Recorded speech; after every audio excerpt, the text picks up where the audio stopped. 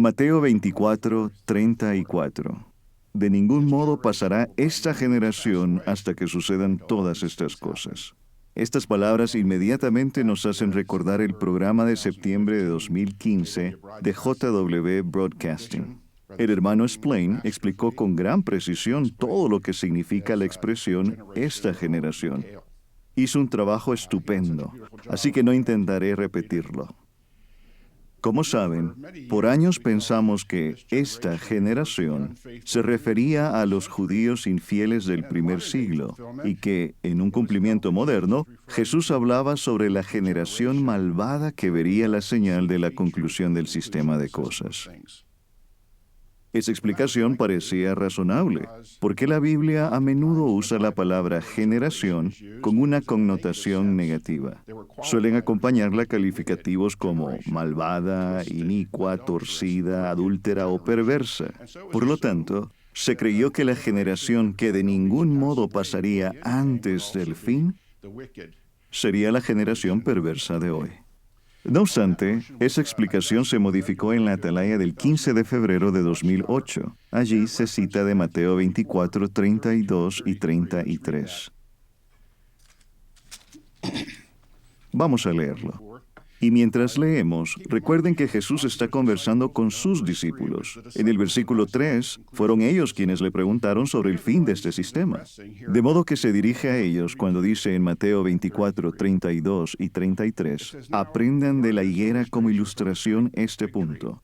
Luego que su rama nueva se pone tierna y brota hojas, ustedes, no los incrédulos, sino sus discípulos, saben que el verano está cerca. Asimismo, también, ustedes, sus discípulos, cuando vean todas estas cosas, sepan que Él está cerca. Entonces, es lógico concluir que Jesús también dirige las palabras del versículo 34 a sus discípulos. Por ello, la atalaya dejó claro que no serían los inicuos, sino los ungidos que vieran la señal los que conformarían esta generación. La atalaya del 15 de abril de 2010 explicó, todo indica que la vida de los ungidos que estaban en la tierra en 1914, cuando comenzó a manifestarse la señal de la presencia, se traslaparía con la de otros ungidos que verían el inicio de la gran tribulación. Y la atalaya del 15 de enero de 2014 publicó una descripción detallada que el hermano Splain utilizó para explicar el punto. El segundo grupo de esta generación está compuesto por ungidos que son contemporáneos de los ungidos del primer grupo, los cuales ya lo eran en 1914. Para recordar cómo entendemos este asunto, dejemos que el hermano Splain vuelva a explicarnos con una gráfica ciertos detalles sobre esta generación. ¿Les gustaría entender con mayor facilidad este punto de la generación? Una forma sencilla de explicarlo es tomar como base al hermano Fred W. Franz. En la gráfica aparece como FWF. Como dijimos antes, el hermano Franz nació en 1893. Se bautizó en noviembre de 1913, de modo que en 1914, como ungido del Señor, vio la señal y comprendió lo que ésta significaba. El hermano Franz vivió muchos años. Terminó su servicio en la tierra a los 99 años, en 1992. ¿Conoce usted a muchos que ya fueran ungidos en 1914 y que vivieran más que el hermano Franz? Quizás haya habido algunos, pero no muchos. Ahora, solo para entenderlo mejor, imaginemos que el hermano Franz fue el último miembro del primer grupo de ungidos, es decir, del grupo que ya había sido ungido en 1914 y que vio la señal y siguió sirviendo fielmente. No estamos diciendo que el hermano Franz fue el último. No lo sabemos, pero vamos a suponerlo. Para que alguien formara parte de esta generación, dicha persona debería haber sido ungida antes de 1992, porque tendría que haber sido contemporáneo de algunos de los del primer grupo. Recalcamos que no queremos decir que el hermano Franz haya sido el último miembro de este grupo. Solo lo usamos como ejemplo, como punto de referencia. Cualquier persona que haya sido ungida después de 1992 sería parte de los ungidos, pero no sería parte de esta generación. Y Jesús dijo que esta generación no pasaría hasta que sucedieran todas estas cosas. Una explicación muy clara. Recuerdo que cuando se presentó la interpretación actual, algunos empezaron a especular. Decían, bueno, ¿y si una persona de 40 años fue ungida en 1990? Entonces sería parte del segundo grupo de esta generación. Y si, en teoría, esa persona viviera hasta tener más de 80, ¿quiere decir eso que este sistema continuará quizás hasta el año 2040? Bueno, obviamente son especulaciones.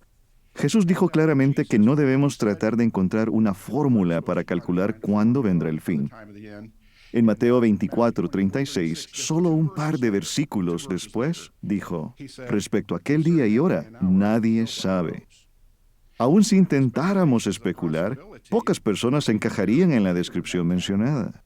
Además, considere este detalle. Nada en la profecía de Jesús sugiere que los miembros del segundo grupo que estén vivos en el tiempo del fin serían ancianitos decrépitos a punto de morir. No hay ninguna referencia a la edad. Jesús solo dijo que esta generación no pasaría sin que antes Él asumiera por completo su poder real. Por eso, esta profecía podría llegar a su culminación este año y cumplirse con absoluta exactitud. No todos los miembros del segundo grupo de esta generación habrían pasado. Algunos han escrito sobre el programa de septiembre de 2015 de JW Broadcasting para mencionar que parecía haber una discrepancia entre lo que dijo el hermano Splain y la biografía del hermano Franz publicada en un número de la Atalaya de 1987. La revista señaló que el hermano Franz se bautizó el 5 de abril de 1914. El hermano Splain dijo que se bautizó en noviembre de 1913. ¿Por qué la diferencia? Antes de imprimir la biografía del hermano Franz, nuestras publicaciones decían que se había bautizado en 1913.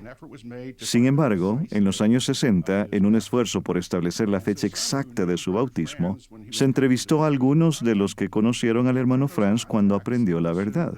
Con base en esas entrevistas, se llegó a la conclusión de que se había bautizado el 5 de abril de 1914. El hermano Franz estuvo de acuerdo, y esa fue la fecha que se publicó.